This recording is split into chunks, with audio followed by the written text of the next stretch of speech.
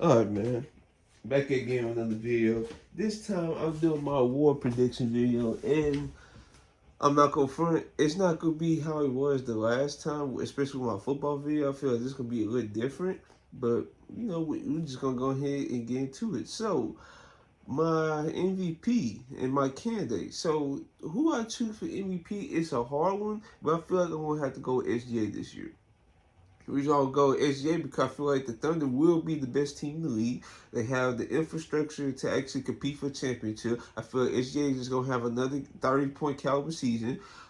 His efficiency going to be up there. I feel he might take a little bit more threes. That's going to help his scoring to get, higher, especially on par with like Lucas and stuff like that. And yeah, I feel like this is gonna be this is definitely his time. And my second candidate for MVP, I have Victor Wembanyama. Now, of course, we all know like the media hype train around Victor Wembanyama so far has been through the roof. So I feel like Victor Wembanyama, if they could get at least maybe like an AC or something like that, maybe he definitely will get top three on this ballot. And yes, these candidates, like the other two, is not in order, but it is what it is. So I mean not second, but the third final candidate on my list, I would probably say Luka Doncic. Now Luka, he's always been like top three candidates on this list. I feel like if 1 year is going to be his year to actually start winning MVP, I feel like this could be the year. But with the Thunder being so good, I feel with SGA, when folks thought he got raw, I feel like this is his time to actually, win the MVP. Unfortunately, Luka might have to wait another year, but I feel like he's definitely going to be closer than what folks think.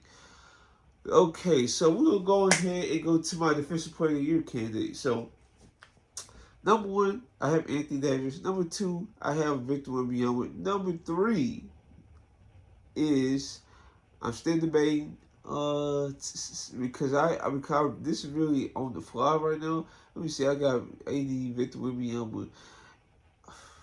I have Bam. I have Bam.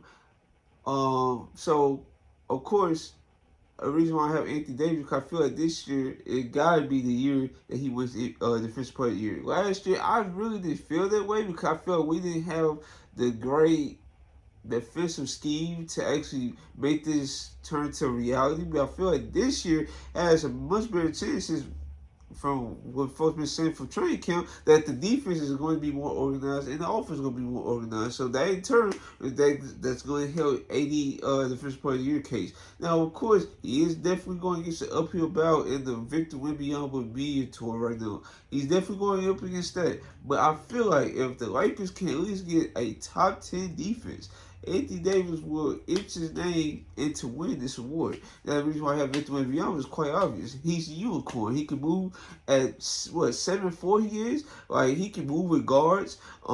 He got the length to like this for basically passing lane. Like you cannot throw a lob against him very easily. Like if you do, you're definitely going to win. That's all I got to say. He just special, bro.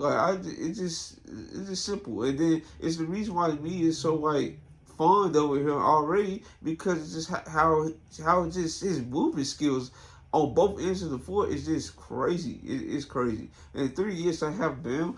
Bam, he always been running for these awards. Since Bam trying to put his name out there to try to win, I feel he's definitely gonna be a candidate once again. But I just don't think he's gonna win because I feel like the Heat is not going to be as good on defense as they should be to win this award because yes, the Lakers could probably get away from being like for being a top 10 defense. The Heat, on the other hand, they at least have to be top 5 for Bam to win this award, which is very unfortunate because I feel like Bam is a great defensive player. He's probably the best switch big in the league. He's 6'9", move his feet, very powerful down low. You cannot back him down easily. And then yeah, and he guards 1 through 5. Like it be match like for example against the Celtics. When they play the Celtics, they put him on Jaylen Brown and they put like either the power forward, whether it's Jovic or whether it's Kevin Love, whether it's somebody else, they put them on the big man. So that's to tell you all you need to know about the switch utility of Bam Adebayo. Okay, So next award, I say six man of the year. Now this is hard to gauge. I'm not gonna front. This is hard to gauge because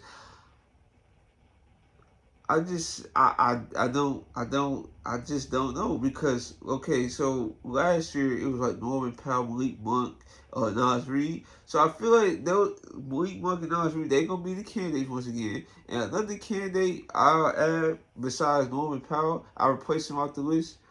I would go with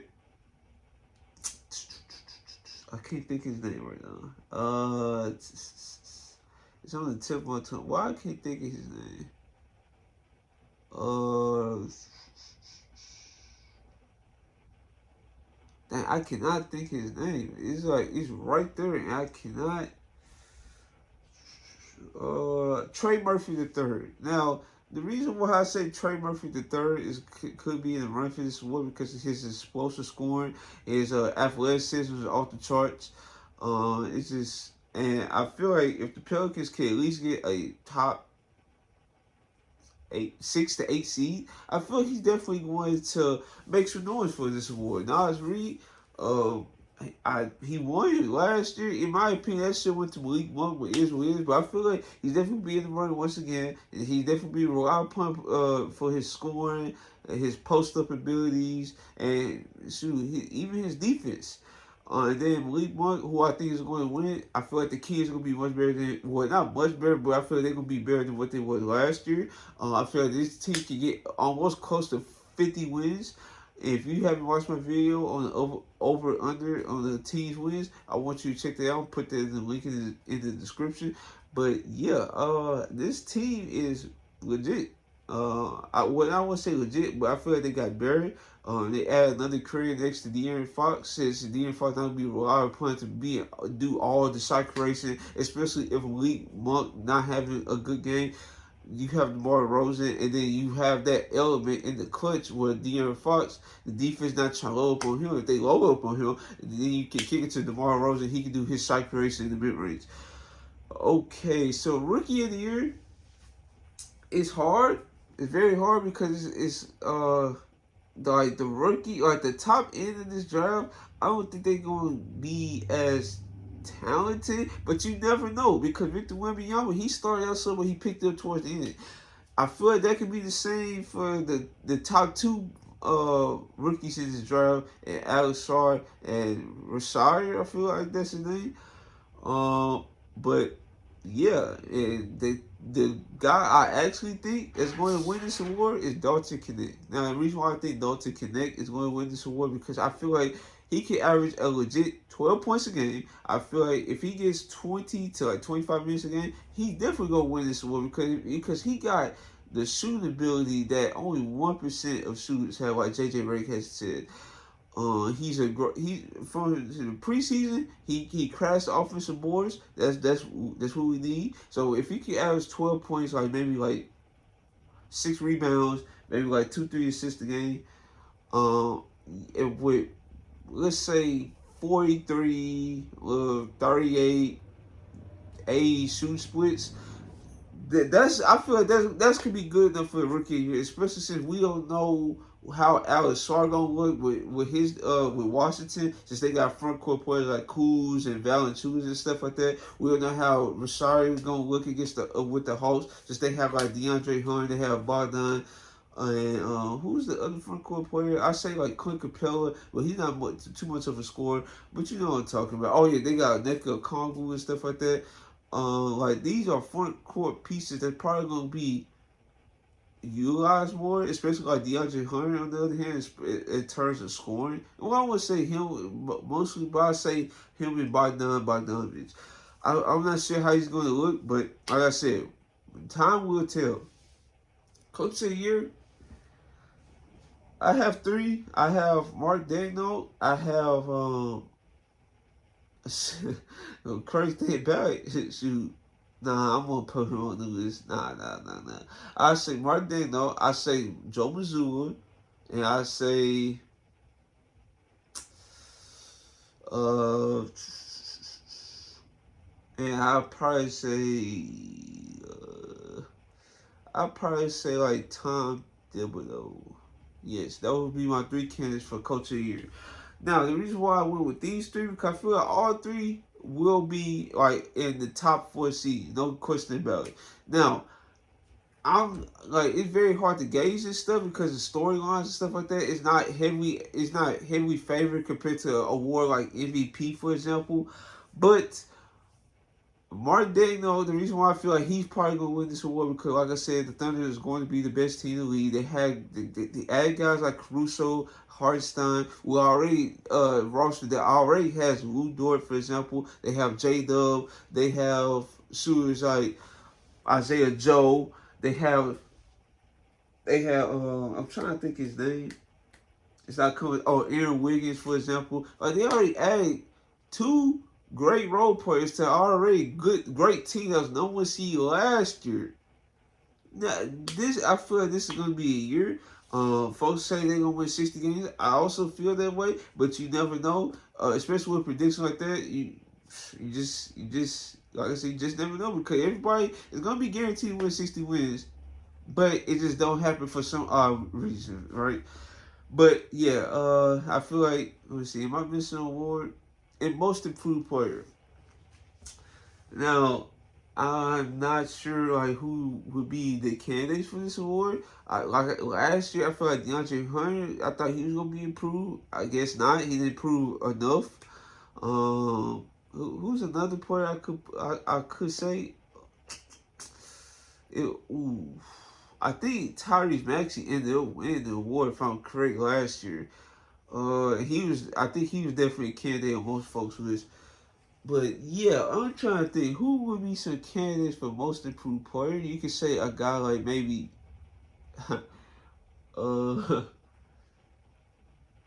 you could say a guy like I'll put like Max Christie on the list. That would be a guy. I would actually not Max Christie. I'd say Austin Reeves. I'll put Austin Reeves on this list. I'll put. I'm trying to see what's an underrated guy. Ooh,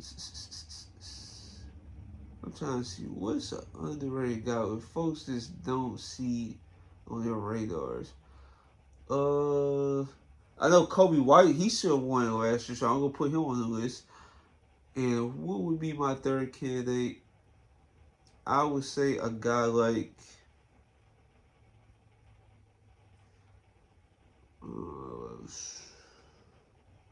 I would say a guy like Herb Jones. Yeah, I would say a guy like him. Now, the reason why I say Herb Jones is because I feel like his defense is going to turn up a notch once again. His scoring last year definitely improved because he's a 40% three-point shooter. I feel like if he can stay consistent around like 35, 38, and then his points per game go to like 15 or 18 points or something like that, now we cooking. But I feel like that's probably not going to be as possible since they have DeJounte, they have TJ, they have Brandon Ingram, Zion. I don't feel like that's going to be possible for him, but you never know.